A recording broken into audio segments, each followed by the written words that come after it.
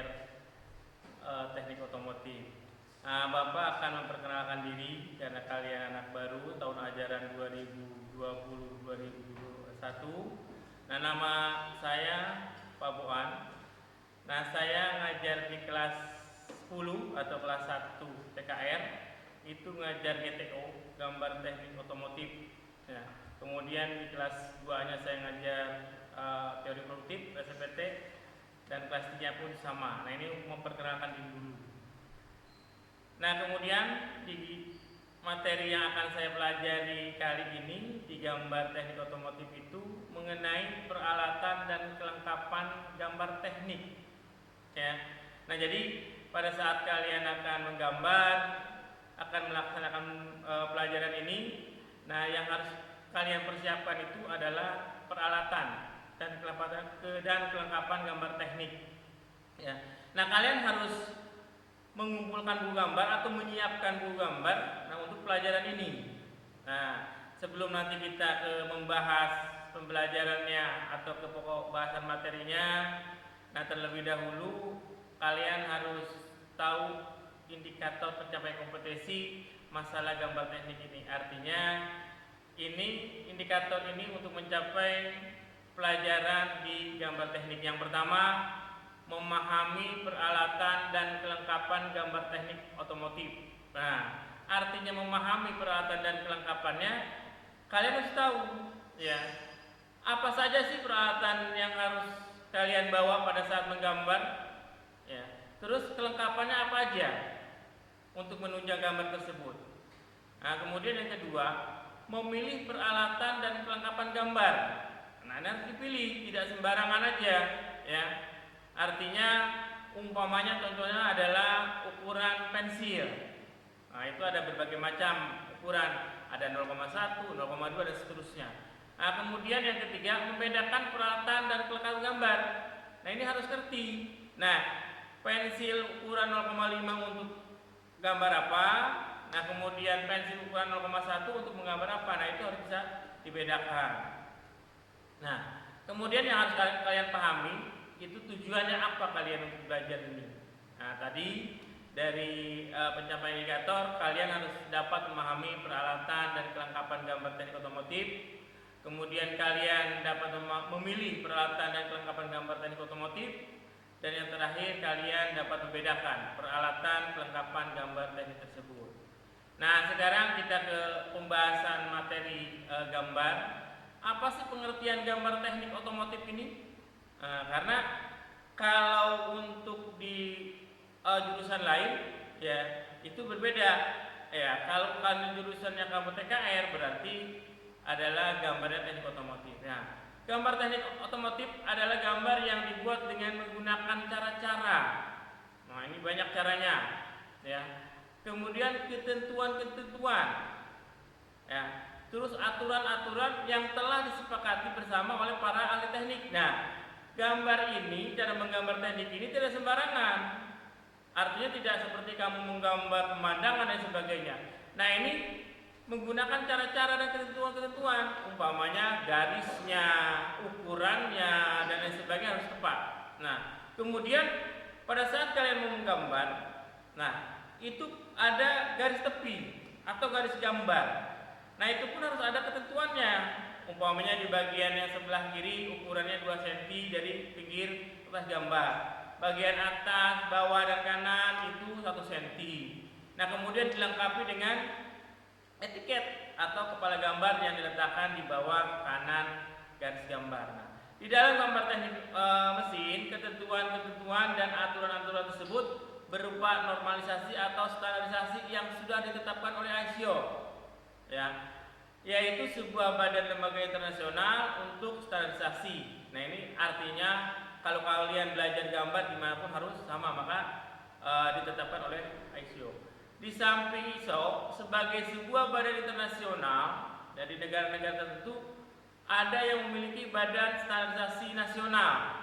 Nah, ini yang cukup dikenal dengan di seluruh dunia. Misalnya di Jerman ada DIN, kemudian di Belanda ada NENS, kemudian di Jepang ada JIS. Nah, kalau di Indonesia ada SI. Kalau sekarang mungkin SNI, ya, Standar Nasional Indonesia. Nah, peralatan dan kelengkapan gambar teknik otomotif, ya, ada macam-macam alat gambar. Ya, alat gambar yang diperlukan dalam pembuatan gambar teknik antara lain adalah kertas gambar yang paling utama. Nah, ini berbagai macam ukuran kertas gambar, ya, dari A1, dari A0 sampai dengan A5. Nah, kemudian mistar. Nah, kemudian ada penggaris segitiga. Nah, kemudian ada jangka. Nah, untuk membuat lingkaran, kemudian ada rapido. Kemudian ada mistar sablon. Nah, artinya kalau mistar sablon ini gambar tersebut tidak berantakan, rapi. Umpamanya membuat huruf, biasanya ada di etiket, ya, itu membuat bagian nama, kelas dan sebagainya itu harus menggunakan mistar sablon. Nah, kemudian ada mal, ada busur derajat, dan terakhir adalah meja gambar. Nah, yang pertama kertas gambar. Nah, kertas gambar yang sering digunakan adalah kertas putih, ya, atau kertas manila dan kertas karkir. Nah, biasanya kalau karkir ini, ya, itu menggambarkan dengan menggunakan rapido. Ya, kalau sekarang mungkin sudah ada yang disebut dengan blueprint. Nah, kemudian kertas manila atau disebut dengan pada larang adalah jenis kertas yang tidak tembus cahaya, artinya tidak transparan, ya, agak tebal, biasanya ukurannya itu bisa 8 mg untuk membuat gambar dengan pensil dan kadang-kadang juga dengan tinta. Adapun kertas karkir adalah kertas yang tembus cahaya. Nah, ini seperti kertas minyak atau transparan. Biasanya untuk membuat gambar dengan tinta yang merupakan proses lanjutan dari pembuatan gambar dengan pensil untuk memudahkan dalam pengadaan atau reproduksi. Artinya setelah gambar itu kita gambar pada sebuah kertas manila, nah, dicetak lagi ke dalam sebuah kertas gambar karkir. Nah, itu menggunakan rapido. Nah, makanya dia kertasnya transparan, tembus cahaya. Nah, kemudian yang kedua adalah pensil gambar. Nah, untuk menggambar teknik diperlukan pensil atau potlot yang berbeda untuk keperluan menulis, baik kualitas maupun tingkat kekerasannya. Nah, biasanya kekerasan pensil dicantumkan pada salah satu ujungnya. Nah, di sini ada dua pensil, ada pensil biasa, ya, dengan pensil mekanik.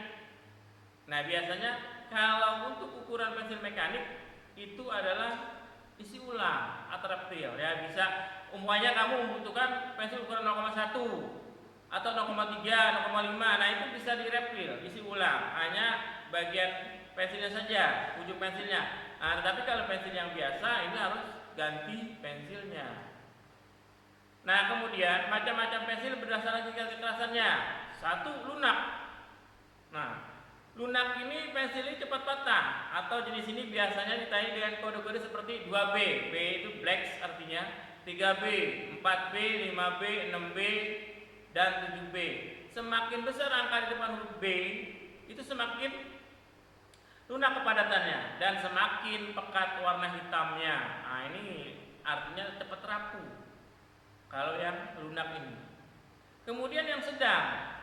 Nah, jenis pensil sedang ini tidak begitu keras dan tidak begitu lunak. Nah, biasanya jenis ini digunakan untuk menulis dan biasanya ditandai dengan huruf dan angka seperti H, kemudian HB, F, B, 2H, dan 3H, ya. B itu sama dengan blacks dan HB itu half blacks, H itu hearts, F itu flip. H itu berarti keras, ya, terlalu keras kalau H. Makanya biasanya HB berarti dia sedang. Yang ketiga keras. Pensil dengan kepadatan yang keras biasanya digunakan untuk membuat sketch bangunan karena memiliki efek warna yang tidak begitu gelap, bahkan cenderung ke warna abu-abu. Nah, jenis ini biasanya ditandai dengan kode huruf dan angka 4H, 5H, 6H, 7H sampai dengan 9H. H itu hard, artinya keras, ya. Yang ketiga, ini mistar gambar penggaris segitiga. Mistar gambar mempunyai dua bagian, yaitu bagian mistar yang panjang disebut dengan daun mistar dan bagian mistar yang pendek disebut dengan kepala mistar. Sudut antara bagian daun dan bagian kepala mistar sebesar 90 derajat. Penggaris segitiga adalah alat untuk menarik garis, mempunyai salah satu sudut 90 derajat siku-siku. Sepasang penggaris segitiga siku-siku terdiri dari dua buah penggaris segitiga siku-siku, yang satu bersudut 45 derajat sampai 45 derajat dan yang lainnya adalah 60 sampai 30 derajat. Nah, ini gambar penggaris segitiga. Nah, bentuknya seperti ini. Nah, ini untuk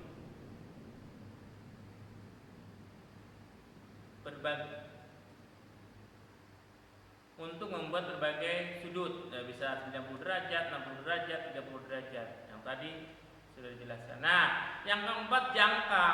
Jangka sangat dibutuhkan, yaitu untuk membuat sebuah lingkaran. Ya.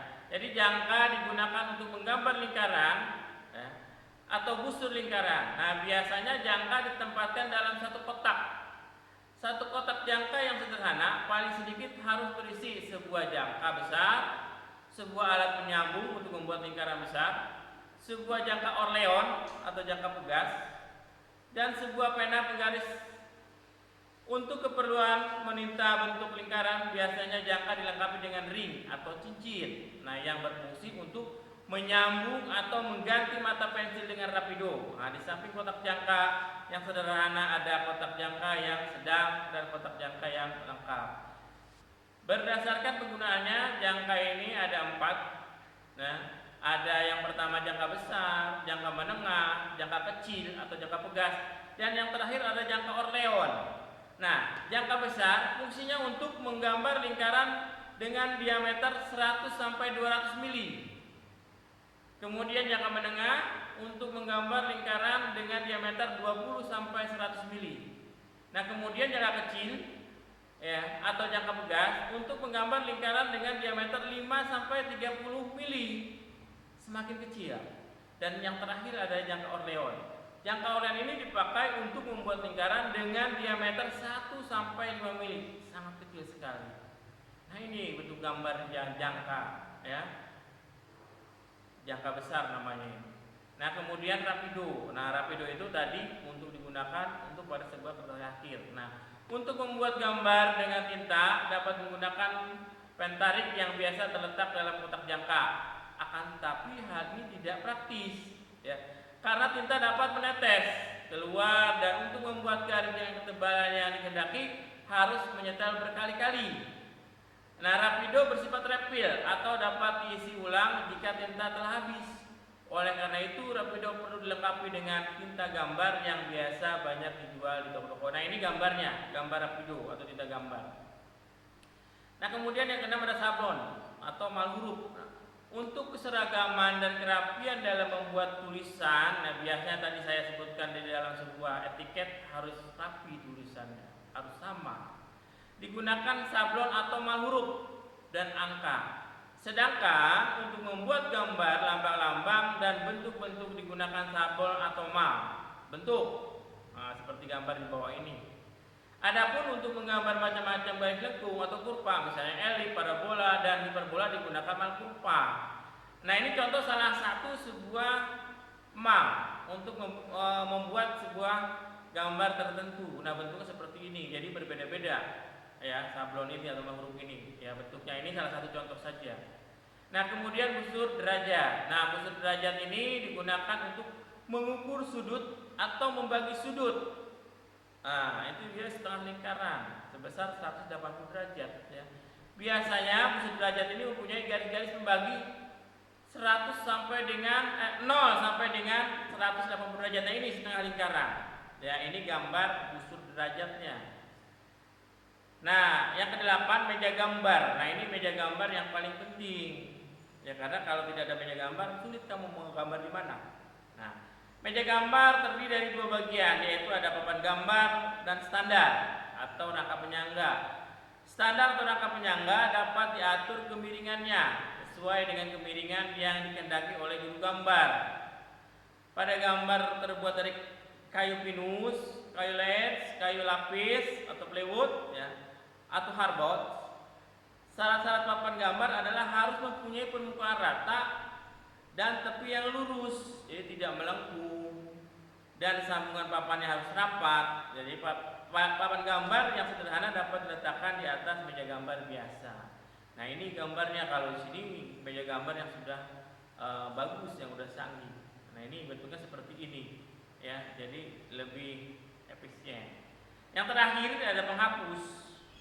Nah, penghapus digunakan sebagai alat koreksi gambar. Artinya kalau ada kesalahan bisa dihapus. Ya, penghapus terdiri dari berbagai macam, yaitu penghapus pensil, penghapus tinta, penghapus kapur tulis. Nah, penghapus yang dimaksud di sini adalah penghapus yang digunakan untuk mengoreksi garis gambar yang terdapat pada kertas gambar. Untuk itu, penghapus yang digunakan mengoreksi kesalahan pada gambar terdapat dua macam penghapus, yaitu penghapus pensil, penghapus garis yang dihasilkan pensil di atas kertas biasa, dan penghapus tinta atau penghapus garis yang dihasilkan rapido di atas kertas kaki. Nah, ini adalah gambar bentuk-bentuk penghapus pensil. Nah, ukuran kertas gambar. Nah, ini yang perlu kalian perhatikan ya. Ukuran kertas gambar ini dimulai dari seri A ya.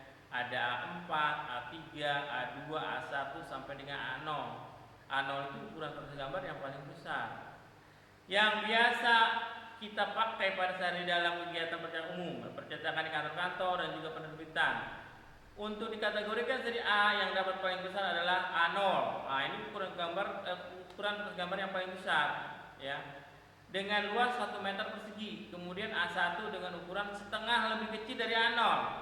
Kemudian A2 setengah lebih kecil dari A1.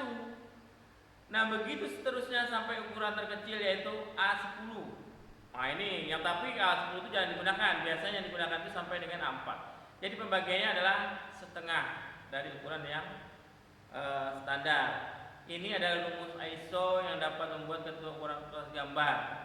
Berdasarkan perhitungan rumus tersebut ya, ukuran kertas gambar A0 dengan panjang 1189 mili dan lebarnya adalah 841 mili. Nah, selanjutnya tinggal menentukan saja dengan pembagian 2 atau setengah dari luas kertas A0. Kemudian kita gunakan angka seperti ini. Nah, ini adalah rumusnya. Nah, ini ukuran kertas gambar standar ISO seri A. Ada dari seri A0 sampai A5. Contohnya A0 itu ukurannya 1189 dikali 841. Nah, ini untuk garis tepi atau garis gambar, bagian kirinya 20, bagian kanannya 10, atas bawah 10. Nah, yang kemudian yang kedua A1, 841 kali 594. Nah, bagian kiri itu 20 mili dan bagian kanan 10 mili sama. Sampai dengan A5 yang paling kecil yaitu 210 dikali 148. Nah, ini berbeda dengan A0. Ukuran garis tepinya itu bagian kiri 15 dan bagian kanannya adalah 5 mili. Nah, ini yang terakhir ya, gambar dan ukuran kertas gambarnya. Yang tadi saya jelaskan bahwa A0 itu, ini yang paling besar A0 adalah yang paling besar. Kemudian A1 itu adalah setengahnya A0. Kemudian A2 itu setengahnya A1. Kemudian A3 itu setengahnya A2, A4 itu setengahnya A3, A5 itu setengahnya A4 dan seterusnya. Nah, sampai di sini dulu penjelasannya. Akhir kata, wassalamualaikum warahmatullahi wabarakatuh.